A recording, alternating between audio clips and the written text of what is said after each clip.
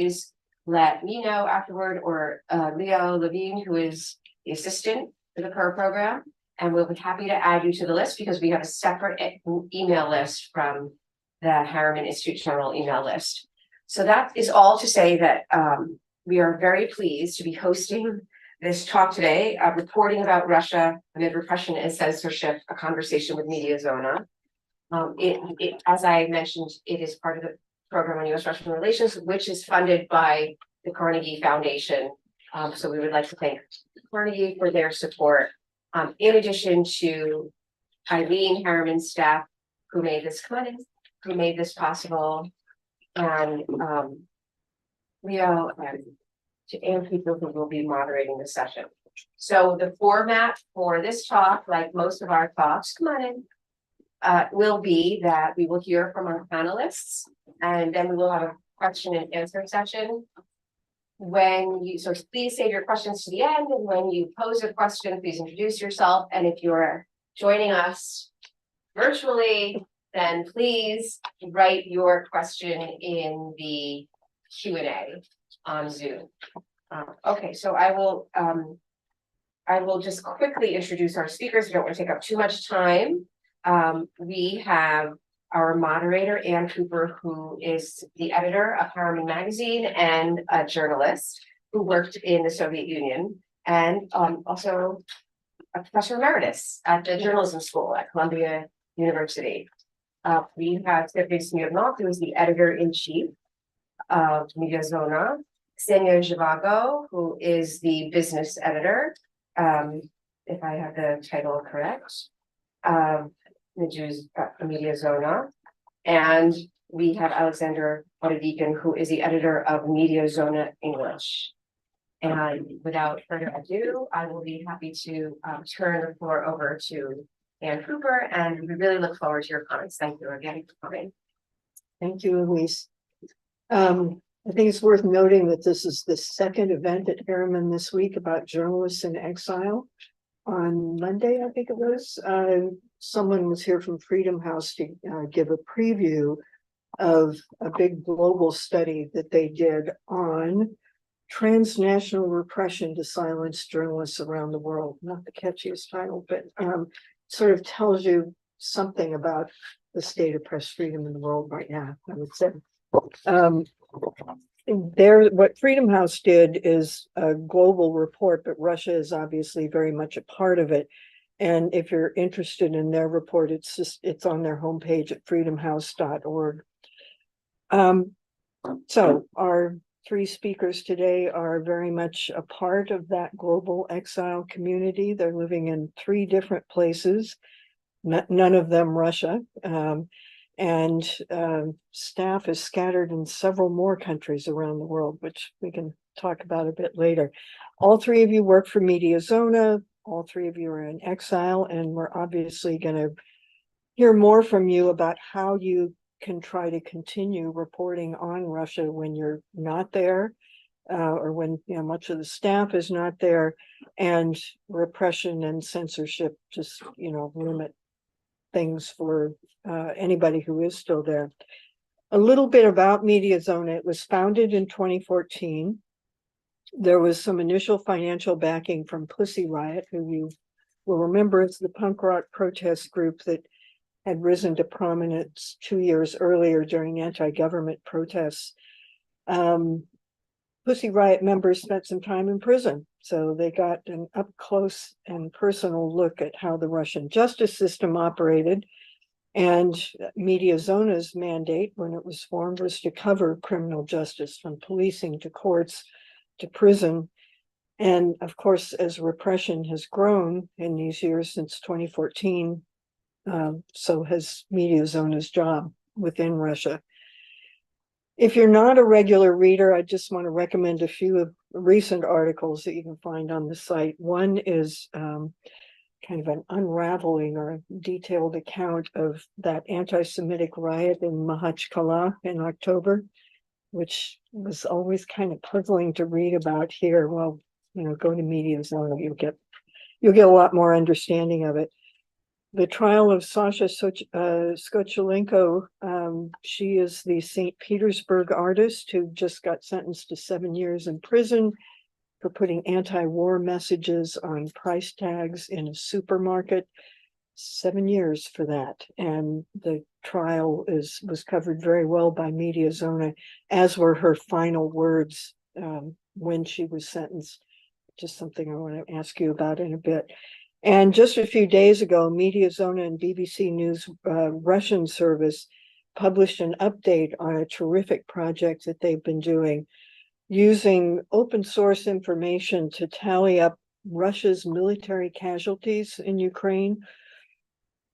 Mediazona, everybody else knows that this is an undercount, but it is, the most solid information that there is about the toll that this war is taking on Russia's military. So I highly recommend all of those. And Elise has introduced you guys. Sergei you've been editor-in-chief since day one, right? Yes. Yeah. And Ksenia, you have non-editorial duties, right? That are very vital, like how are we going to do this work safely or securely for the journalists, and also crowdfunding, which I guess has become an important platform, and we'll talk about that in a minute. And Alex was here this last year at Columbia Journalism School. Come on in. Got an MA in politics, right? Political journalism, and is now back full-time with Mediazona as the English language editor. So all three of them are foreign agents, and you really wouldn't be worth reading right now if you weren't considered foreign agents by the Kremlin. It's kind of a badge of honor. And Sergei, you yourself are a foreign agent within the foreign agent organization that you work.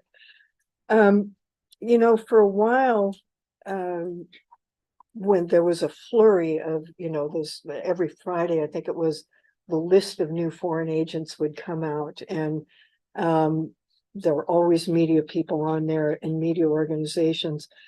And for a while, a lot of those journalists stayed in Russia, but then February 24th, 2022 changed all that.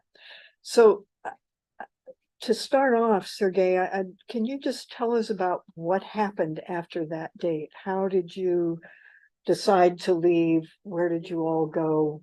And how did you regroup after that? It's a long story. I know. Sorry, I want to discuss about change in this day, and for us, not big change. For media, really, this is maybe strange thing, but we have pressure, and we think about relocation after war, and we are ready to block our media. We know this, and we sure about blocked and about foreign agents and other, and this day and this year change. Sorry for my English, and maybe I start Russian. Okay. Sorry. Саша, или на русском можно тоже. No. It's better if I could translate it. Okay. Yeah. Скажи, Саша, для нас ты, в общем-то, все поменял, мы ко всему были готовы и в общем, знали, как будем работать дальше. So what my editor is trying to say is that we were ready for all of these potential consequences that were possible even before the war. So for us, the war didn't change our attitudes that much. It's just that we were kind of ready for some kind of an event of this scale to happen. That's why we were psychologically, let's put it this way, ready to relocate and reorganize.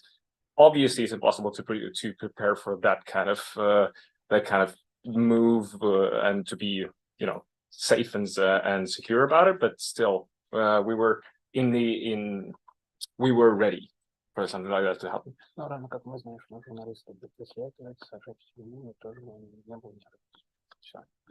And because we've been covering criminal justice in Russia for a long time, it wasn't a surprise for us that journalists would be prosecuted for those offenses, like covering war in any honest way you can imaginable. It's just if you're not reporting the official stance, you're reporting fake news. So yeah, we knew that would eventually happen. Alexander, you can speak loudly, many people speak Russian and will understand, and then you can translate to Okay.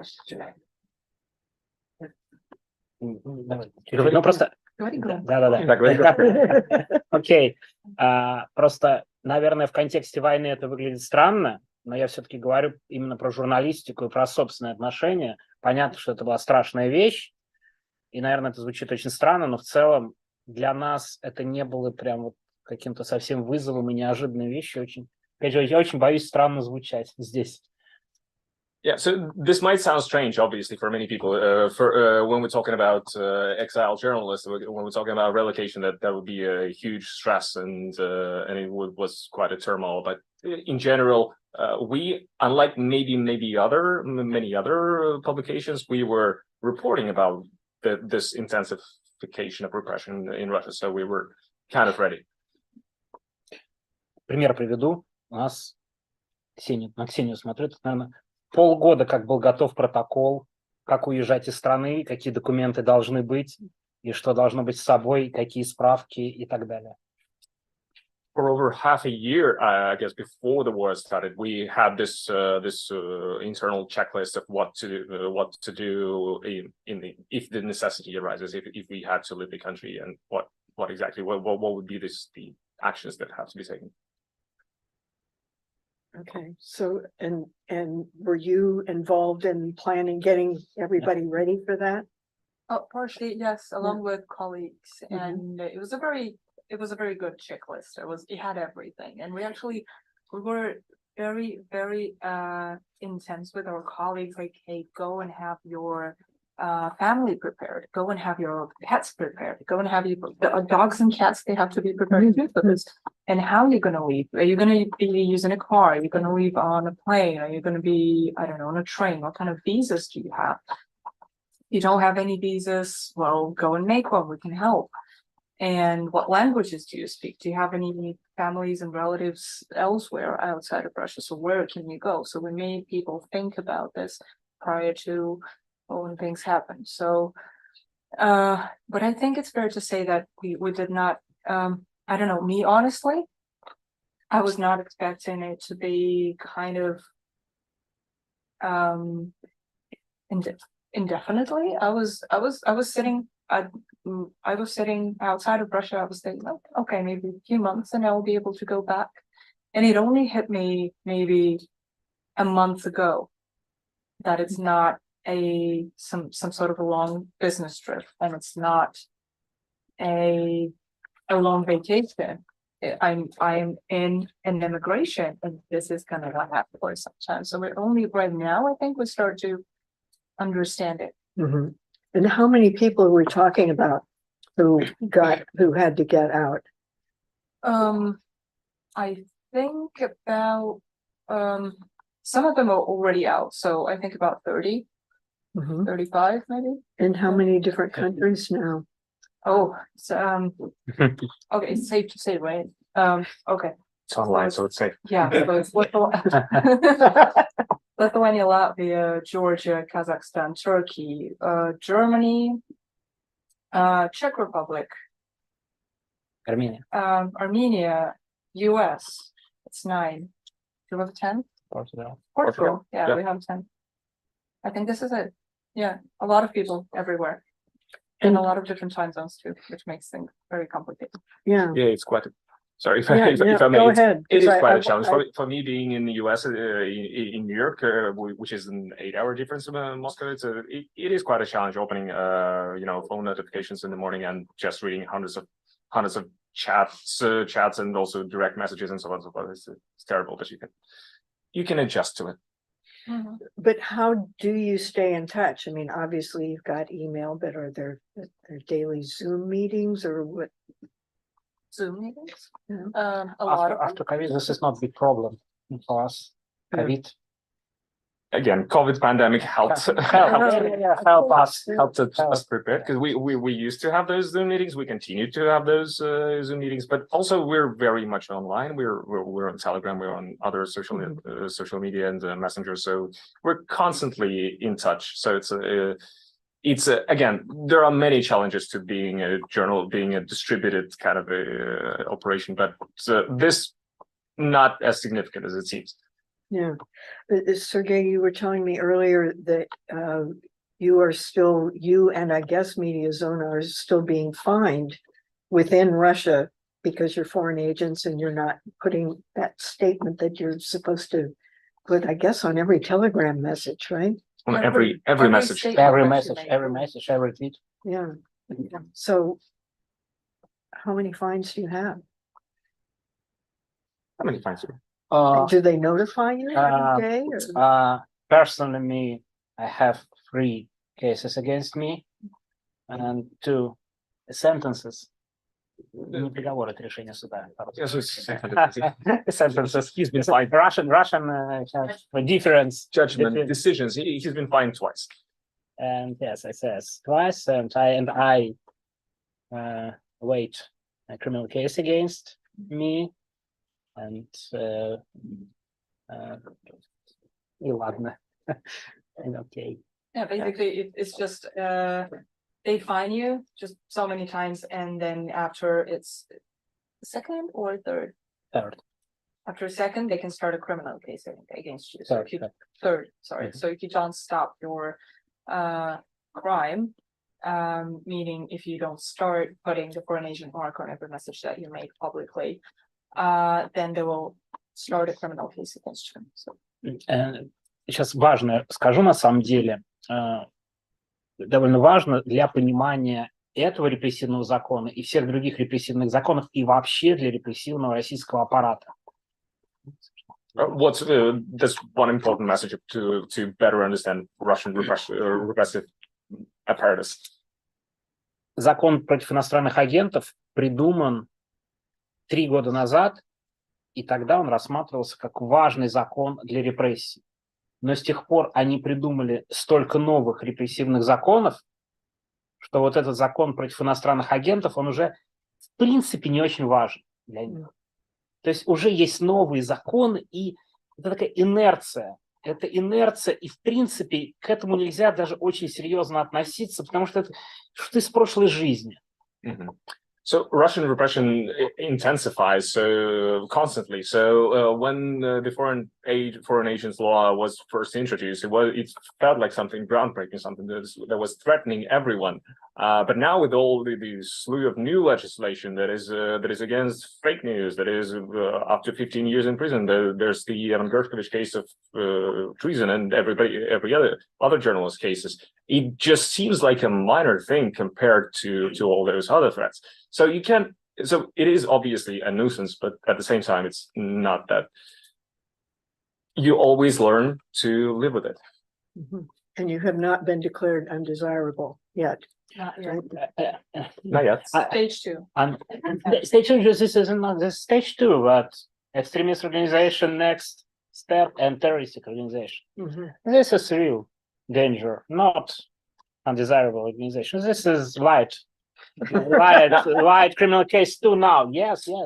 I want to. This is very important for Russian logic of police and government. So, yeah, go ahead now. May I stress a little bit that Sergei is obviously making light of it because we're living in this reality. It's impossible to be all bleak about it. So obviously those threats, and for specific individuals involved, those threats are real. Those threats are quite pressing and causing a lot of stress. But for media organization that has been doing it for a long time, it's kind of, you get used to it.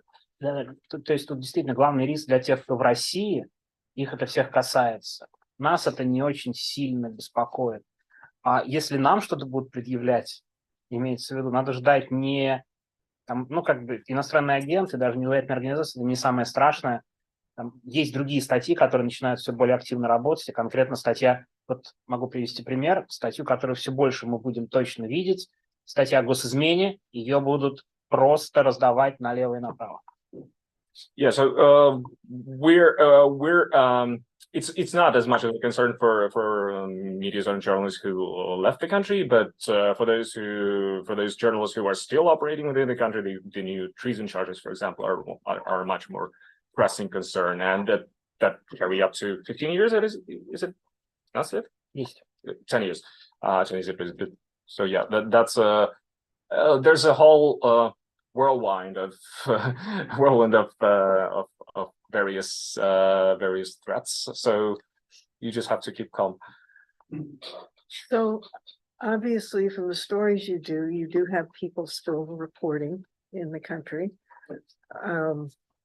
What can you tell us about who they are, how they're operating? I mean, are some of them people who were working for Mediazona in February last year and chose to stay?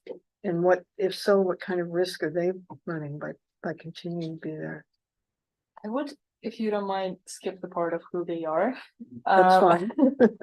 And We're not here to endanger anybody, but obviously curious about how you make this work, you know? they are, it's their decision to stay in Russia. We're not forcing anybody to stay in Russia. But it is very important to have a part of a team working in Russia, of course, because like we were just discussing earlier today, the term exiled media that we are using right now is not actually, it's given a wrong impression that we are a collective that is staying outside of the country and we only like hang out among ourselves and we write about those who have left. This is not the reality. The reality is that we are staying in Russia, our mind is there and our focus is there.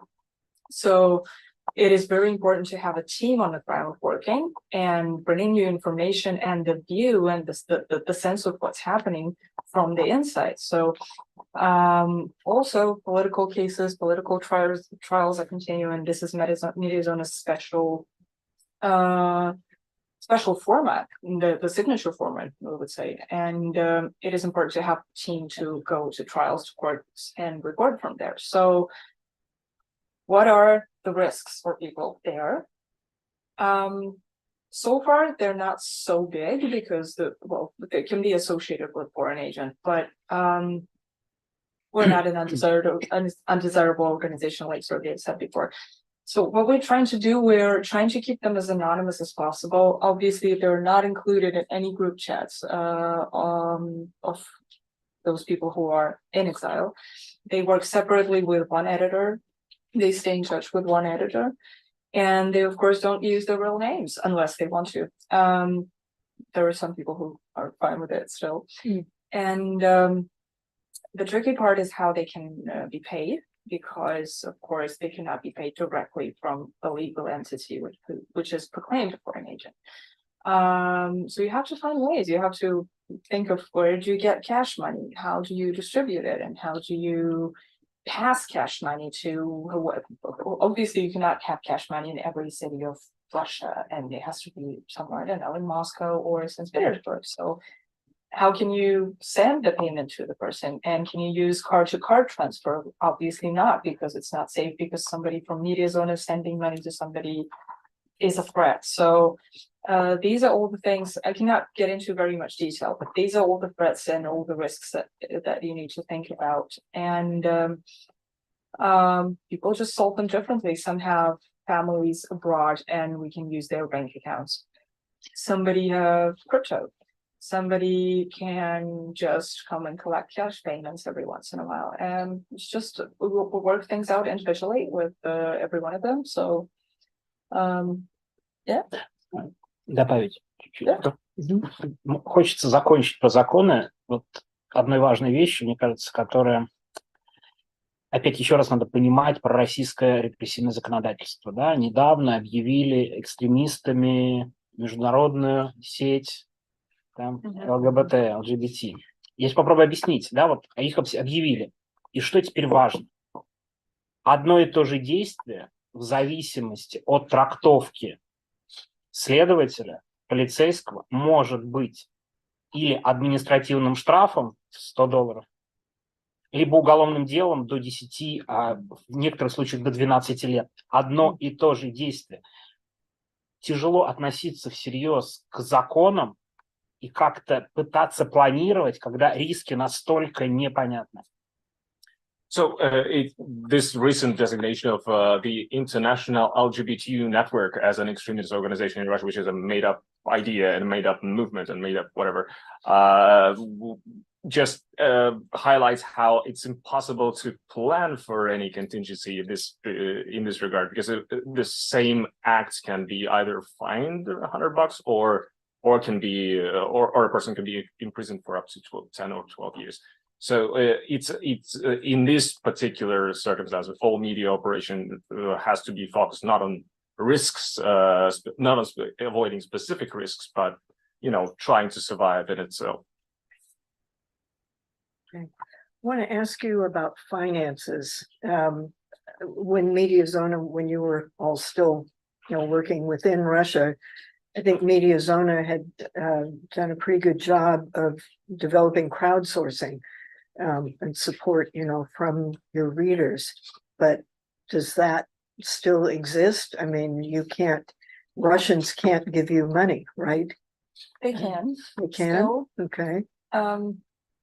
So yeah, crowdfunding. We started it in 2017. It was in December. It was like now we feel like we could have done anything. It's just we started this campaign. We simply used one of the preferred payment system. It was working fine with Russian cards, international cards, any cards. It was just very, very simple, although it did seem a little complicated back then. And it worked perfectly for a couple of years.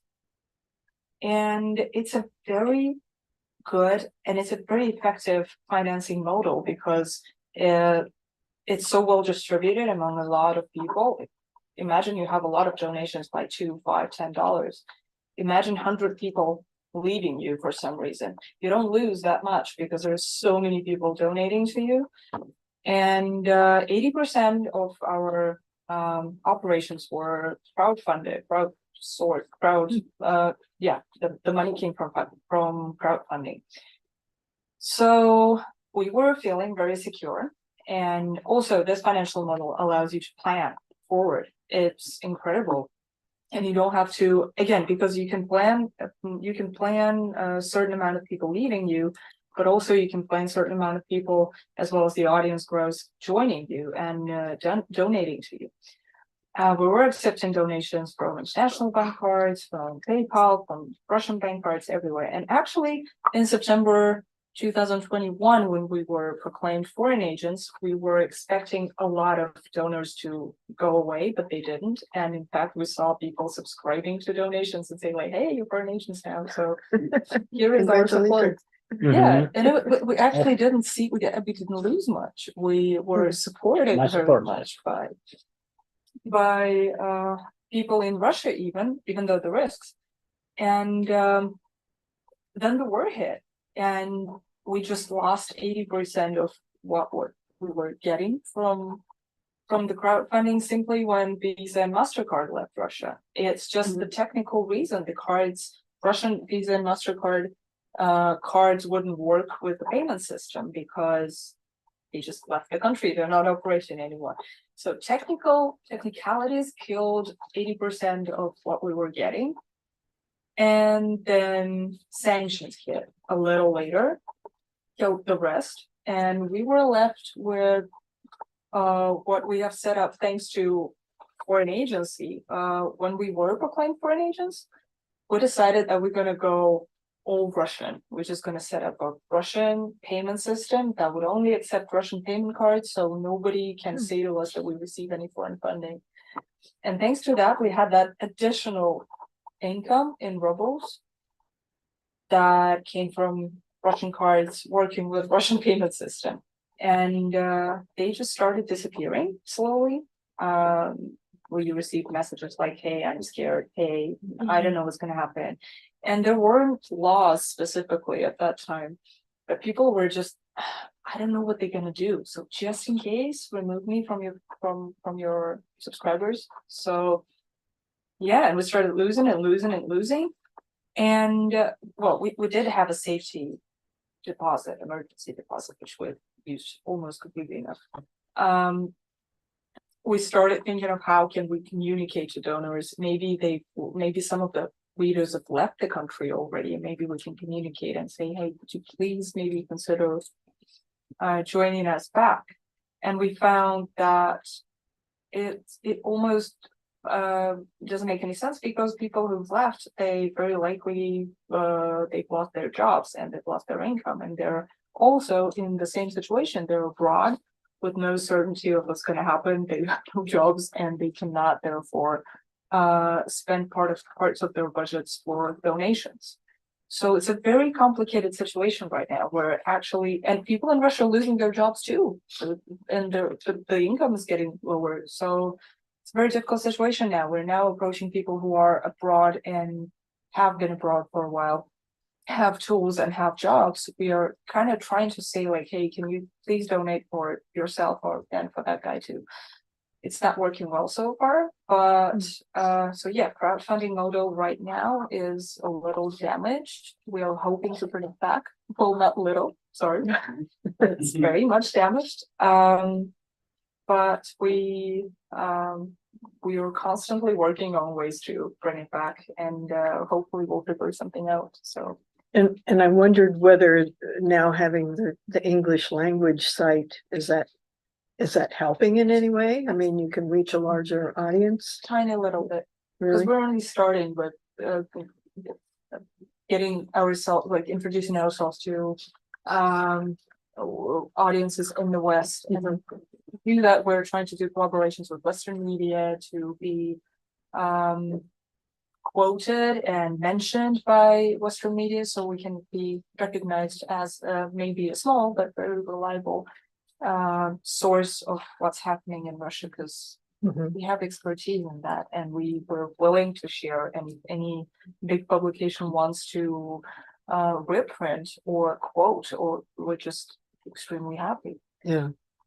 Tell us more about the English. Yes, so in terms of crowdfunding, it's one thing to bring like Russia watchers and journalists who are covering Russia to subscribe to our English language version and read and cite it somehow. But it's another challenge to try to bring people who would be willing to donate, who would be willing to support our organization, and to read it daily and to appreciate the work, not just occasionally stumbling upon a link and joining. So we're trying to keep it going, so that right now what we're doing with our Russia reporting, it's quite unique. So it's important to get that to international audiences. So we're not translating everything just to put in automatic English language version to our website. We're trying to translate only those things that are important, and we're trying to keep the conversation going on both sides, because we're also translating. We also collaborate with Western outlets like the New Yorker, to translate their important reporting from Ukraine, for example. So that's a two-way road. Okay. And I wanted to ask about, so you mentioned collaborations, BBC obviously on the war casualties. How did that come about, and can you describe for people here a little bit more about how you do that research, and and how it's disseminated, because it does get quoted a lot, so you're definitely getting known through that. Casualties research. So it's actually one of the most popular items on our website, because it's so people do come regularly to check. People do check the updates and so on. So there's basically a team of volunteers that is working with us and the BBC Russia service.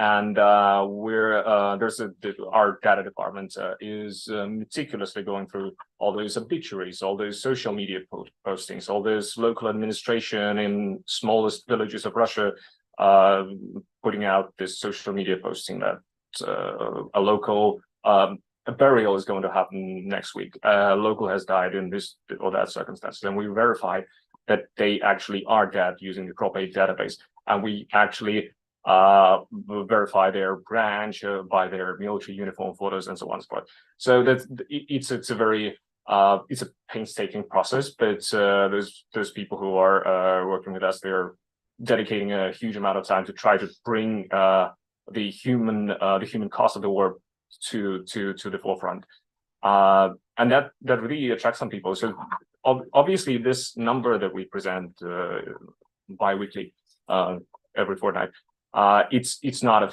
full number of casualties, because those are only the casualties that we know the exact names and circumstances.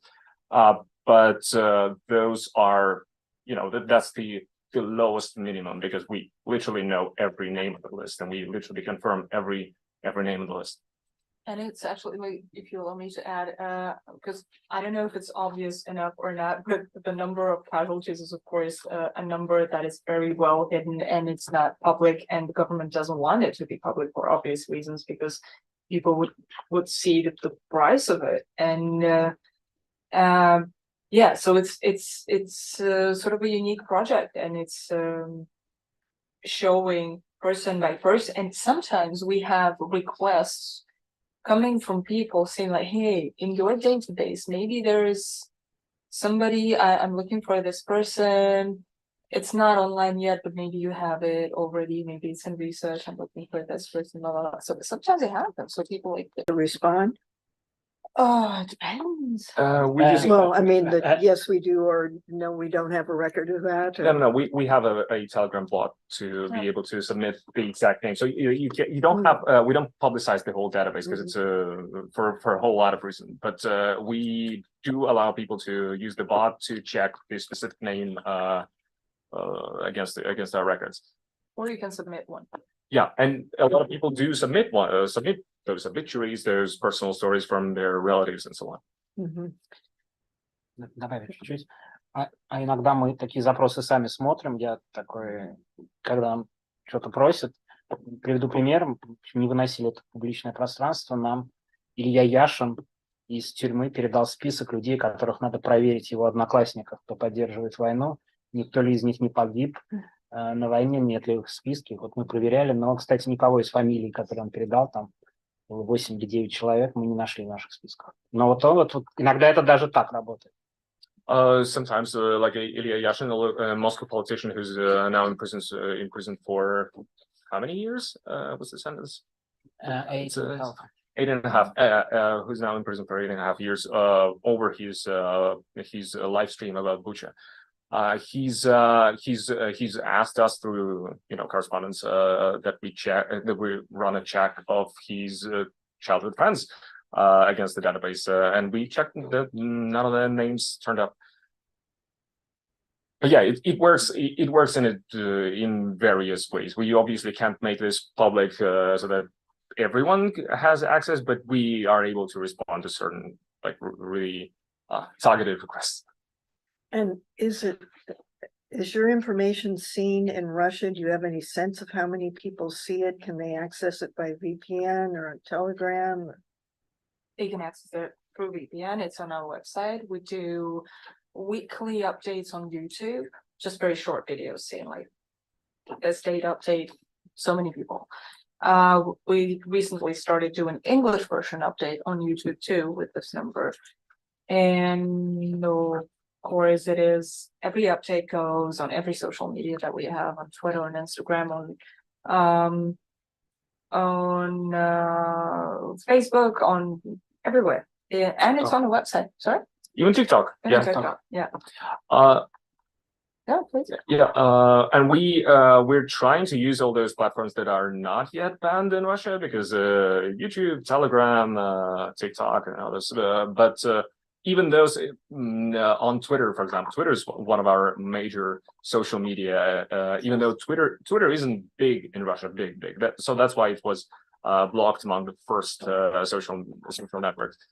But the audience on Twitter is one of the most important audience parts of our readership, because those people who go on Twitter, those would be politically conscious, and those would be the ones that we want to address, and then they disseminate the information and so on. So those people are the first ones perhaps to learn how to use a VPN, and they access the social, our constant updates and so on. So yeah, it's important to keep agile, to be agile in this situation. And so I'm going to open this to questions in just a minute, but I wanted to ask you also about like the Sasha Skokolenko's trial and other trials that you've covered.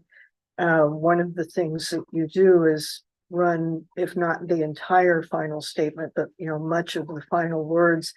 There was a speaker here a few months ago, Anna Norinskaya, who talked about the last word and how Russian courts are now the last space for freedom of speech in Russia, because you are allowed to make this final statement. Hers was one of the very eloquent ones.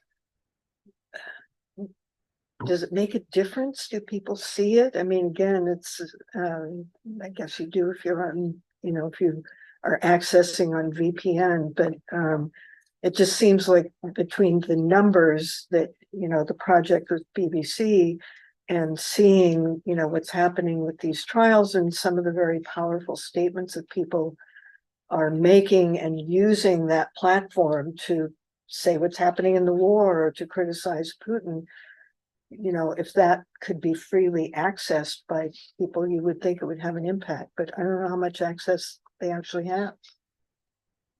Yeah, so Mediazona was started as a criminal justice publication. It aimed to highlight those small stories of the conflict between the omnipotent state and the helpless person involved in some criminal prosecution, or sometimes political nature. Now it's obviously the oppression is much wider, and during wartime, it's important. It's hugely important. It's the best we can do, but it's the only thing that we can do to highlight those, to give the voice to those people who have no other outlets, have no way of communicating or just explaining it to the outside world. Perhaps their last words would final statements would change somebody's mind. So that's the only way we can help. Mm-hmm. And also, I mean, Alexei Navalny, for example, he uses even not even court, but even prison camp as a political platform to make statements and to show to make certain actions and to make statements. So if somebody is willing to do that, I mean, we gotta be there to be a part of this, to be a part of this platform, to be able to give a voice to people who are, to expand it over the, I mean, of course, some people are going to be in a courtroom. Some people are going to go into courtroom and hear the last words, but we want, and we find it very, very important to be able to kind of expand this voice a little bit. You finished, Alex? Do you want to say? Я хочу добавить, на самом деле, что мы говорим в сегодняшний день, да, вот суды — это важная платформа, но это было всегда. Когда начиналась Медиазона, я хочу сказать, что когда мы начинали Медиазону в 2014 году, одни из первых судов, которые мы очень подробно освещали, были суды над украинцами. Надежда Савченко и Сенцов, режиссер. И тогда мы вели заседания каждого дня, и тогда это тоже было трибуной. То есть на самом деле все последние 8-9 лет в России суды, это очень странно, наверное, были буквально единственным местом для политической дискуссии вместо парламента. Yeah, so back in 2014, when Mediazona started, we would cover the trials of Nadezhda Savchenko, of Alesins, of the Ukrainians who were jailed in Russia over the first months and years of conflict, and that was back then. Even that was the platform, the way for them to communicate, and we were trying to, because this is the only public discussion that is happening right now in Russia. It has been happening for a long time. The courtroom is the space for public discussion. So it was gradually, after Bolotny case, gradually transitioned from the streets and into the courtrooms. Political debating, yeah. Okay, I want to remind people who are watching on the live stream that you can put a question in the Q&A, and I think I will see it eventually. Any questions here, Masha? Hi, I'm introduce yourself. Oh, sorry. I'm Masha Dunsbook Runner. I work here and I'm also a freelance journalist. And I co-edit the magazine with Anne. And my question's about transnational repression, which came up briefly in the beginning because we had an event on it. What sorts of precautions are you taking to keep yourself safe abroad? Do you feel the need to take precautions here in the US? And how do you handle all that? I think we had a specific talk within our collective, those who live in Vilnius, for example. We had this thought that people might feel suddenly too secure, you know what I mean? Like moving out of Russia, like living in Europe, everything's fine. People can just feel too secure and they can just let things go, which should not, in our opinion, happen right now because, well, in Vilnius, we can expect people to like listen to us. So we shouldn't be talking out loud in a cafe or in a bar outside on the street because we should expect somebody listening. And of course, we should be very careful watching where we are going and where how often do we appear online, for example, because it still works in weird ways. Sometimes you in the US and they knocks on your door and you go with that. But then you're like, okay, I'm in New York now, it's fine. I think it was a panic moment when our colleague, she went to sleep and her phone wasn't charged well enough, so her alarm clock didn't go on. So she slept and slept and slept until we found that she wasn't in line for something like 12 hours. It was in Vilnius. We panicked completely. We sent somebody over to knock on her door to see if she's there. She was there. She was sleeping very fine.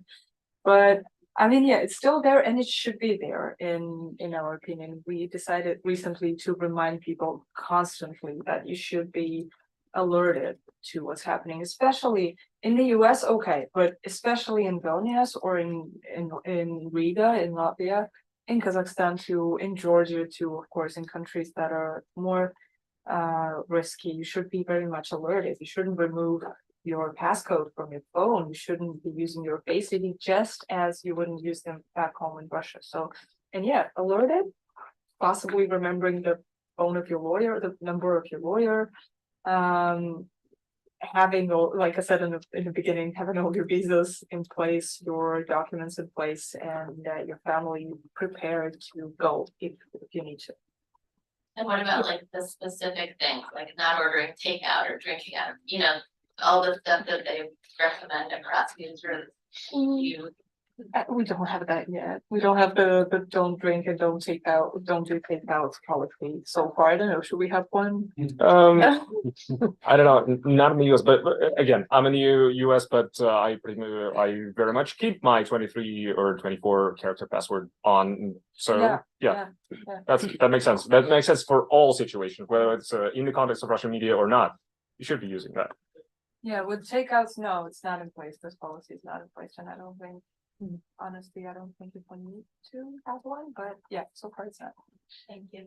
But it also have a case of the Kremlin and you know, the gas is tied why often so. Yeah, exactly. We just checked. Okay, it says it's not there. Not an phone, so we're good for now. So there's, oh, go ahead, sorry. No, I'm done. There's a question from the live stream and a comment. Thank you three for your talk and for your continuing work. And this person is noting that Medusa and TV Rain and some others who left Russia have tended to settle in a single country, but you're quite scattered between the US and Eurasia. Was that a common decision or have things just happened like that? Maybe Sergei wants to say. No, I think it's just happened like that as well. Yeah, I mean, you were describing how you were warning everybody, have your plan. I mean, so it was kind of up to people to figure out their their plan where they could go, I suppose. If they have a preferred one, Yeah, if they have a preference, or if they have an ability, which is also very important, because when the war hit, we did make a request, like, if you have your own tools, if you have your own abilities to go somewhere, to be somewhere, to stay, if you have, I don't know, a family, part of a family living somewhere in Spain, for example, please use that, because our resources and our tools are very, very limited, and we really want to use them on those who don't have tools of their own. And we'll help with visas, we'll help with relocation, we'll find tickets, we'll find you a place to live. But if you have your own, please use it, because Mhm. resources are very, very limited. But I guess in terms of distributing people, I mean, there was never an order like, hey, go and live in this place. But if you're a high risk member of the team, perhaps perhaps Sergei here will be looking at you like this, like, hey, go move to Berlin now, or go to Lithuania, or something like this will help. So, and some people still live in Georgia, but they're low risk. And we consider it's fine for now. И немножко, опять, наверное, не самую хорошую вещь скажу, странную, но я думаю, что нас, к сожалению, еще ждут какие-то неприятные сюрпризы и нападения. Вот мы говорим, что, да, вот где-то безопаснее, где-то нет, а я думаю, это как с законами. Ты не можешь 100% определить, где безопаснее, где нет. Это первое.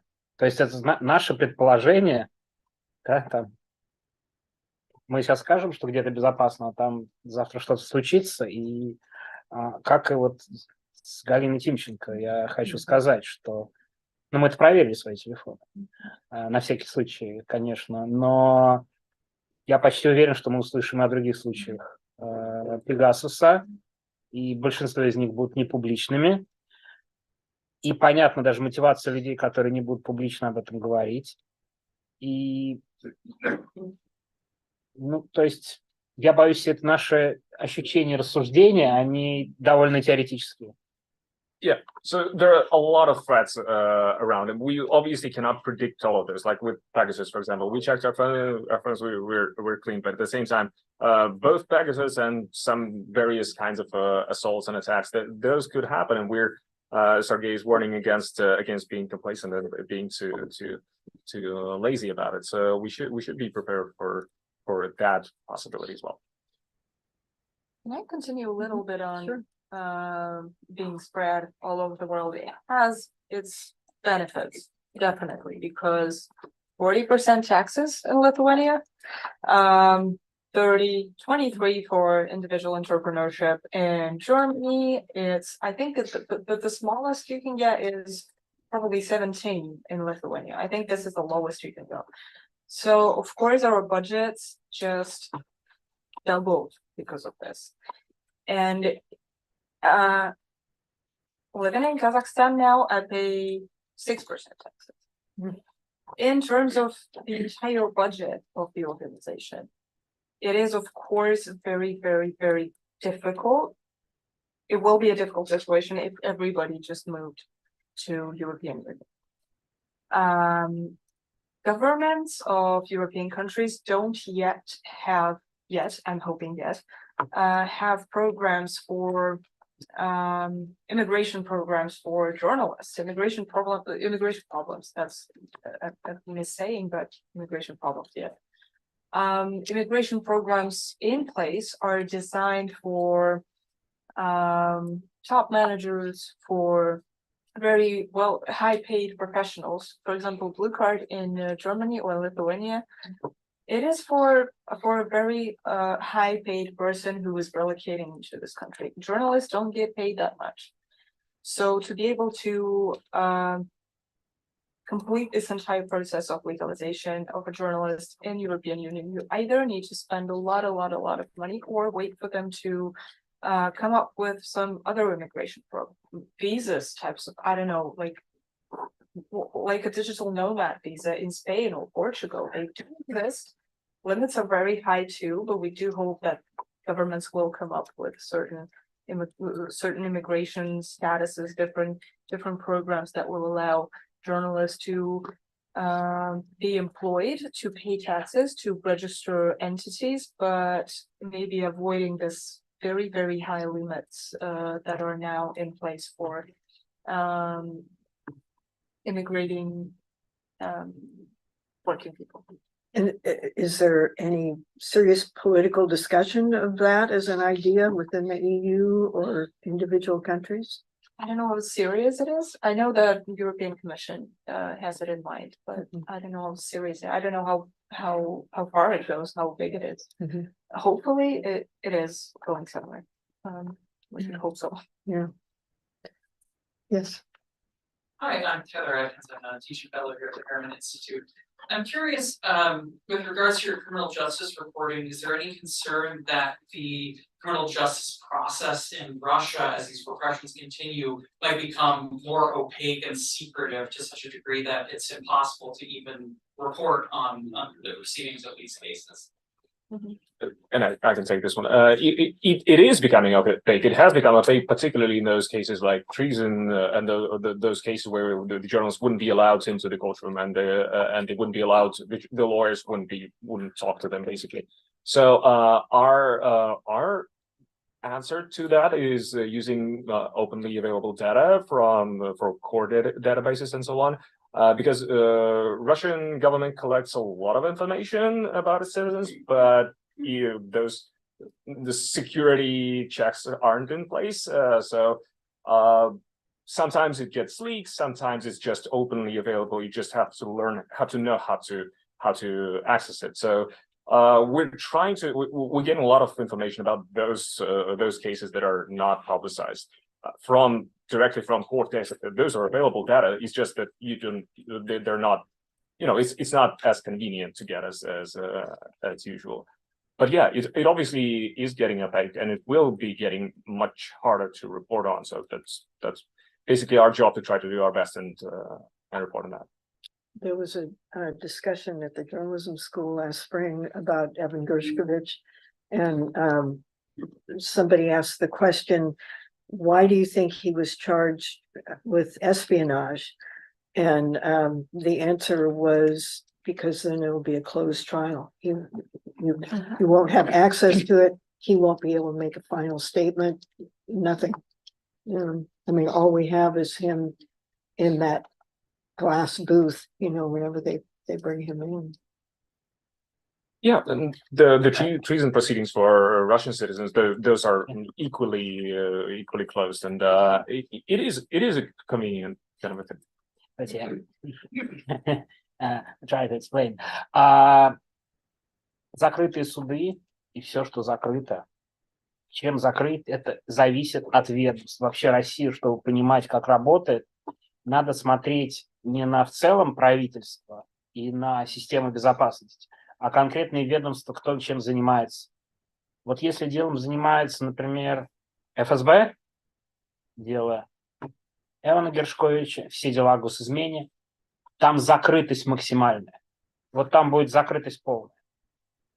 Потому что они могут практически управлять судебной системой, это важно. У них в руках, они могут позвонить судье и сказать, этот суд закрой. А вот Министерство внутренних дел, полиция или Следственный комитет так позвонить судье и сказать не могут. То есть, с одной стороны, есть законы, с другой стороны, есть возможности спецслужб. То есть, чем больше заинтересованность спецслужб и ФСБ, тем больше возможность им влиять на закрытые, на суд, на закрытые процессы, закрывать и так далее. То есть, вот это все очень сильно индивидуально. Вообще в России судебная система максимально открытая. It also hugely depends on the specific agency that leads the investigation, because, for example, with FSB, it's much easier for them. They have almost total control over whatever proceedings they want to have. So they just can contact the court and request a closed proceeding. So that's easier for them. The police or the investigative committee, they don't have that power. So it is dependent. It is decided on a case-by-case basis, indeed. Я еще добавлю. И мы думаем, что российская судебная система еще долго будет оставаться открытой, годами, потому что очень большая инерция бюрократии. Чтобы закрыть всю судебную систему, им надо переписать все законы, а это очень много действия. Это им реально просто сложно сделать. Им проще закрыть несколько процессов, которые их волнуют. Это гораздо проще, чем переписывать все законы под несколько вот этих политических. Зачем они нужны? Yet we still think that the Russian court system would remain relatively open for a long time because it's because of the inertia, and we are just and the authorities don't have the focus and the enough attention span to basically commit to overhauling the whole system and making it very closed down, and they can use specific they can close down specific trials. Just by making a call. Yeah, that's important to state that this is not some kind of legal procedure. I mean, of course, it can happen. It can be a legal procedure, but it can be also like somebody from Federal Security Bureau calling the judge and say like, hey, this court hearing has to be closed. It just has to happen behind closed doors. So, yeah. Why do you think that's happened in the case of Ivan Safronov? ФСБ? This is a case of ФСБ. And и не только ФСБ, нет никаких сомнений, что в деле Ивана Сафронова был кто-то заинтересованный в его уголовном преследовании из очень высоких кругов. К сожалению, мы не знаем, мы можем только предполагать, но совершенно очевидно, что он задел своими публикациями или чем-то еще интересы каких-то очень высокопоставленных людей, которые смогли в ФСБ инициировать дело о госизмене. In the case of Ivan Safronov, the Kommersant journalist, former Kommersant journalist who was in prison for treason, it's important to understand that his case is likely was prosecuted for treason, and it was a closed process due to him being his previous reporting being inconvenient for some government official and so on. We can obviously just assume that it's just how the process works. If some official is not happy about some kind of reporting, they can, if they are high level enough, they can influence the FSB to try to put those specific charges that are easy to manipulate and easy to close. Я тут добавлю, почти по всем известным людям и процессам они управляются практически в ручном режиме, ну то есть отдельно людьми. И бывают обратные ситуации. Ну вот условно, Илью Яшина могли привлечь сразу, но давали ему много месяцев уехать из страны и только потом посадили. То есть самым известным людям подходят индивидуально. Это тоже важно понимать. И это довольно типичная ситуация, которую мы наблюдаем 9 лет, пока об этом пишем. And what we are seeing right now, and what we've been seeing for the past 9 years that we've been operating, that it is very targeted, it is very tailored and specific attitude towards a specific individual, particularly if those individuals are of media prominence, like Ilya Yashin, for example, who's a deputy, who's an opposition figure. His fate would be decided. His fate. It took some weeks for them to decide on which specific charges to put against him, and so yeah, it's very much on a case-by-case basis. Yes. Hi, I'm Marlene Strush. I'm a Harriman student here. So you just said that the judicial system is relatively open to investigate. So prisons are part of court processes or jails, and I wonder how you research or report on the incarceration system, if that's even something you attempt to do, because there's very little public knowledge on that. They are adjacent, but not the same system, because those are different agencies. And yeah, obviously we do. People in prison have phones still, so we do sometimes report on that. Yeah, don't tell anyone, but that happens, and we were also able to interview relatives. We also able to access like for example, Navalny is using his ability to appeal certain decisions by prison officials to go to court, and that's how he's able to communicate. One of his avenues to communicate. Можно сразу по Навальному добавлю? Так как я человек, который переписывается с Навальным и знает, как это работает, всегда кажется, ну, Навальный, ему, наверное, очень тяжело написать, как это происходит. В России настолько удобные сервисы, что ты вот пишешь письмо Навальному, отправляешь это письмо, оплачиваешь, вкладываешь в него пустые листки для ответа, и тебе присылают подтверждение, что письмо отправлено, как в Delivery. Подтверждение, когда он его получил на следующий день. И он очень быстро может отвечать, если бы это хотела система. Ну, то есть формально до сих пор у него есть переписка. То есть очень странно, вроде полностью закрыто и все плохо, информации нет. А с другой стороны, Навальный от нас может письмо получить на следующий день. Но отвечать он не может. Раньше мог. Раньше он очень быстро отвечал. Я с ним был в переписке, мы могли на неделе по 2 письма друг другу отправить. Когда раньше? 3 месяца назад. То есть это очень индивидуальная вещь. То есть очень сильно зависит от приказа из Москвы. То есть сказали, стоп, переписка. Переписки нет. Не даем. Спокойно, пожалуйста, пользуйтесь всей открытостью тюремной системы. Yeah, so this is to highlight that it is possible to communicate with people inside Russian prisons by mail, by using email and the official service of the Federal Penitentiary Service to send letters to them, and they are relatively easier and relatively fast. They're delivered relatively fast.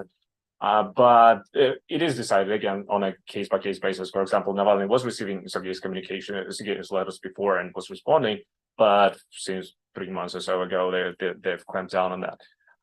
But essentially, there would be an initiative, I think, in New York coming up about writing letters for Russian political prisoners for avant-garde division office.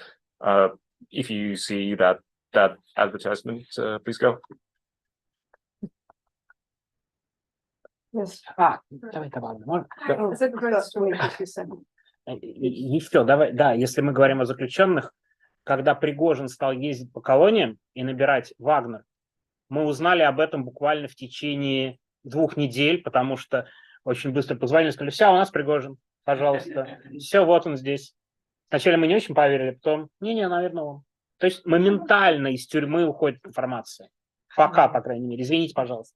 Yeah. So last year, when Evgeny Prigozhin of the Wagner Group was touring prisons in Russia and attempting to hire prisoners as mercenaries for his outfit, we learned we had it confirmed within 2 weeks by people who were in prison and their relatives telling us that indeed this person was in prison and they've been doing this hiring tour. And so yeah, it's possible.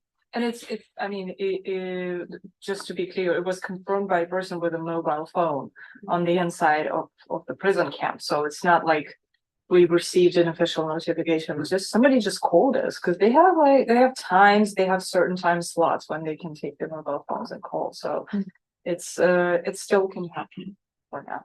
And sorry, interrupted your question.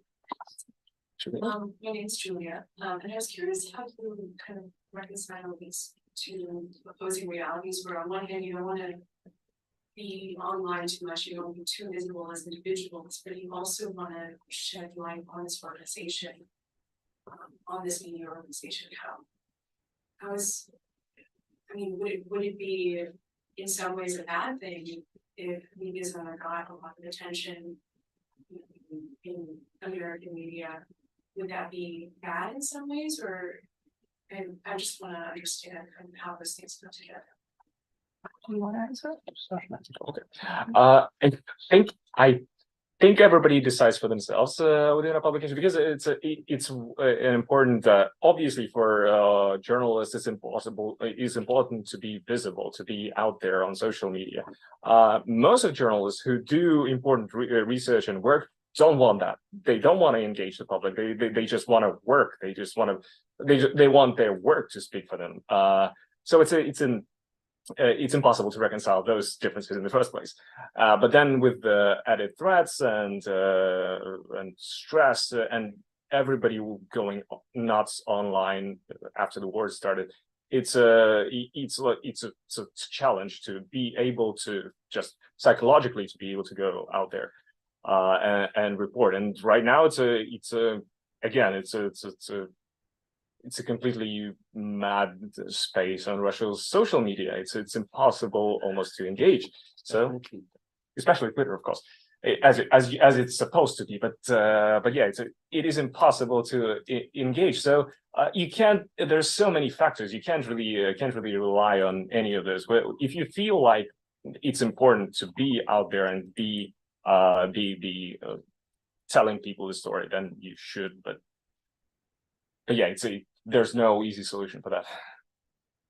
I guess that the further it's gonna go, the more unbalanced this kind of a risk to publicity situation is gonna get, because we obviously, of course, want attention to our publications, because it is something that can help political prisoners, it can help activists, it can help communities.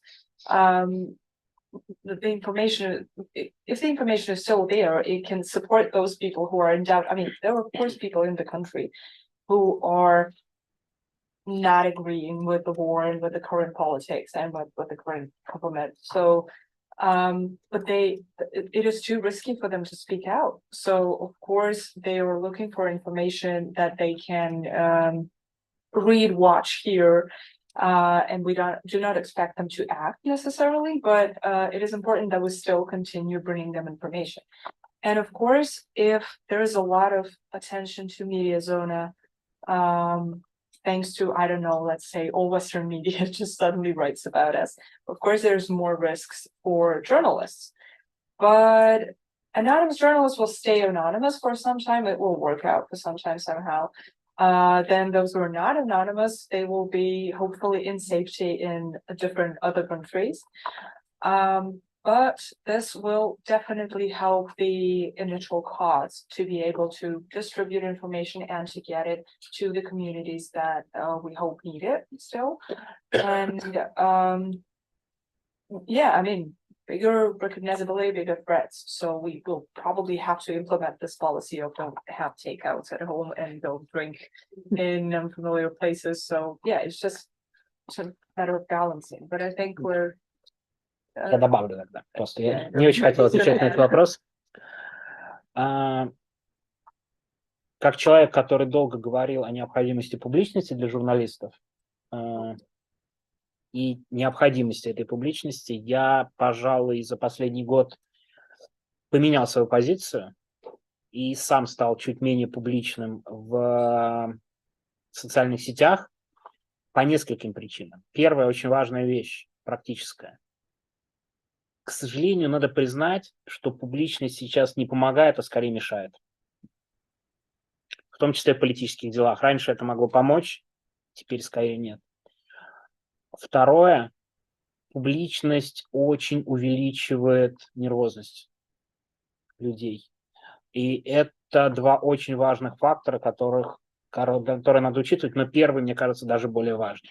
Что вы публичностью огромной и большой, ты практические вопросы там, ну вот приведу пример, раньше ты мог помочь человеку на суде, если ты публично очень активно пишешь про дело, ему могут срок дать меньше. У нас было очень много таких случаев. Сейчас это невозможно. Это самое главное. И отсюда подход к публичности тоже. И вот даже насчет баланса, я вообще не знаю, какой пока, о чем Ksenia говорила, я пока не знаю даже, какой баланс сейчас правильный. So over the years, Sergei has been pushing and urging journalists, reporters to be online, to be outspoken, to be actively advertising their work, being public personalities. But right now, he thinks it's inadvisable for two reasons. It's impossible for first of all, it's one of the most important reasons is that it's impossible to affect anything within the criminal justice system by openness, by public attention. It was possible before. Now with everything, screws are being tightened and no public attention is able to help. But the second reason is that everybody's level of stress in this specific stressful times, it would, if you are out there, if you're outspoken and so on, it raises even further, which for journalists is inadvisable in its own right. Is there a last question out there somewhere? Oh, How do you understand the people who are willing to talk to you? Sort of, what do you still see them as somewhat unique in the current repressive environment? For example, what do you think of the Vox Pop journalists who stand out there on the street and ask very controversial questions on video to Russian citizens? How do you, when you see that or hear about that, how do you think about the people who are willing to answer? And then you already talked about some people in jail, willing to engage with you, but maybe they're in jail. So, what do they have to lose? So just how do you think about people who are willing to talk to independent journalists inside Russia today?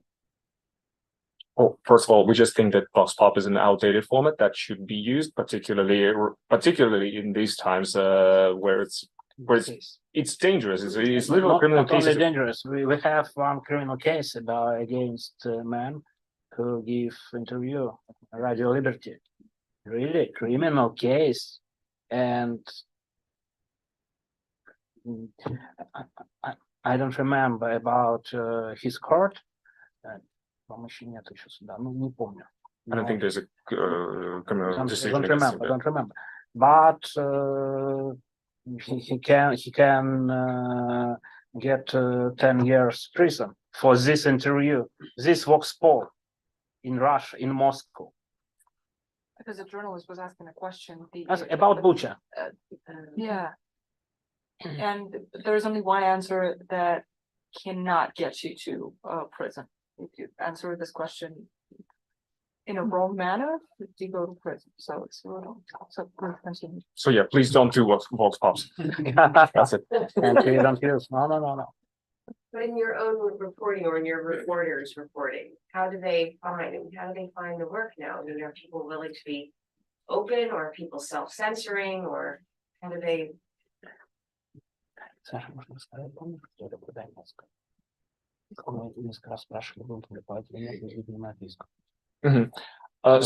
of course it's challenging to find people, but a lot of people are online, so we're able to talk to them, and we're able to approach as many people as possible, so that there's a certain rate of people who wouldn't talk to a foreign agent publication or whatever Western minded, as they say. But yeah, it is, sometimes people wouldn't want to, but there's still a lot of people to talk to, so we're able to get that information. But we also have to consider risks, like for example, people are open to talk to us and provide information and details, but we are not feeling great about it, feeling great about putting their identifying info online, even though it's for reporting reasons. You probably should, but it's an ethical balance that you have to find, because it's impossible to endanger people, particularly when we've been reporting about a person from Donetsk in Ukraine, which is dangerous, not just in a criminal sense, but in the life-threatening ways. So it's always a tough balance, and we're now trying to assess all of the information, all of our exclusive information and scoops that we have. Would it be hurting people who talk to us, who are not, people who do not understand the consequences? Well, we are in position to understand the consequences, and we should be really open, and we have to be ethical about it. Not only with it does not only relate to people who communicate with journalists, but our donors too, our readers who donate to us. They sometimes require specific attitude towards their information, and sometimes we have to be a little bit instructive with them. Like, you mean their personal information? Yeah, like whether they are well, sometimes we have to say, like, please don't. Well, very soon, when we are undesired organization, when we will be proclaimed, we will have to be telling people to stop donating to us because it's too risky. And now it is very sort of kind of unbalanced, because if a person asks if it's safe to donate to us at this point, we're not gonna say yes, it is safe straight away. You still can, but there's a list of risks that we're going to list for you, if, well, to be honest. And sometimes sometimes people donate and they're required to delete all communications between, like, please delete my email and all of our communications from your inbox, so it doesn't stay there. So yeah, it's and I guess, and please correct me if I'm wrong, that I guess that the number of anonymous people in our publications has risen. Yeah, of course, a lot of reporters Yeah. would not use their names. No. And a lot of reporters, people. A lot of people who speak to us. Yeah. Because I see it very much often, like this person who decided to stay anonymous, the name was changed, blah. So I see it in our publications. I think there is more of that than there has been. Yeah, totally. Any, yeah. Last questions maybe. Oh. Okay. Hi, it's open to like being here, sharing details and stories. I have more general questions, I guess, what is your motivation for now? Despite the struggles, the risks, do you look prospects do you see what's moving forward to take this advice? Yes, we care. But that's the major. I guess that's the major motivation, because we care, and about prospects, I guess Sergei can. У меня много шуток по этому поводу есть. По поводу возможной мотивации. Но я серьезно. Если серьезно, вот начиная с 2014 года мы этим занимаемся и хотим заниматься, потому что верим, что это все ненормально, что так не должно быть, что люди в будущем, когда будут изучать наше время, должны максимально хорошо понимать в деталях, как и что происходило, и когда спрашивают, зачем вы пишете безнадежные вещи, хочется сказать, чтобы все об этом максимально знали и помнили.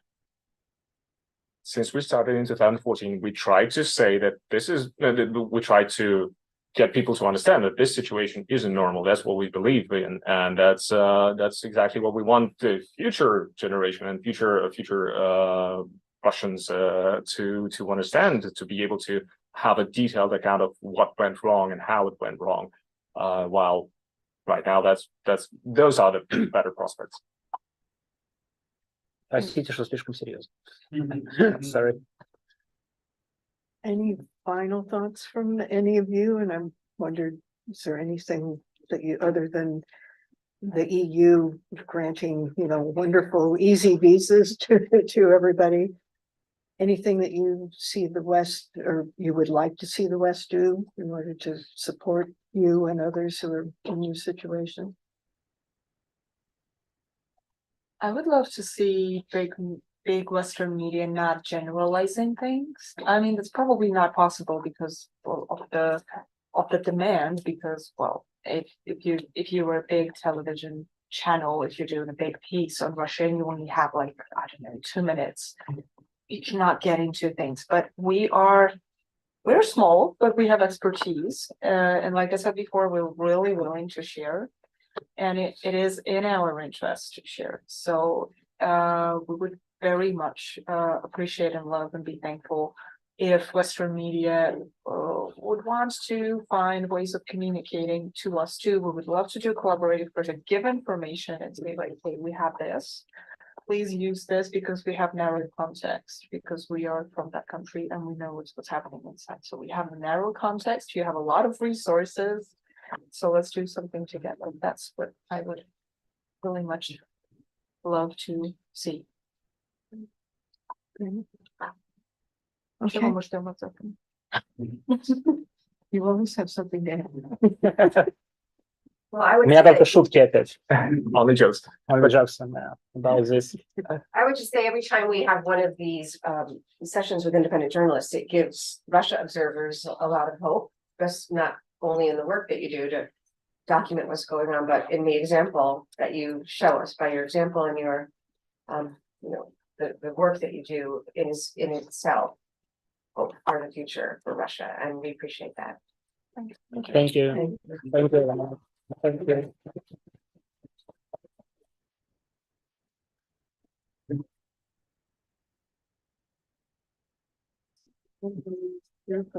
Mhm. How long are you here? How long for? Till Saturday. Till when? Saturday. Oh, till Saturday.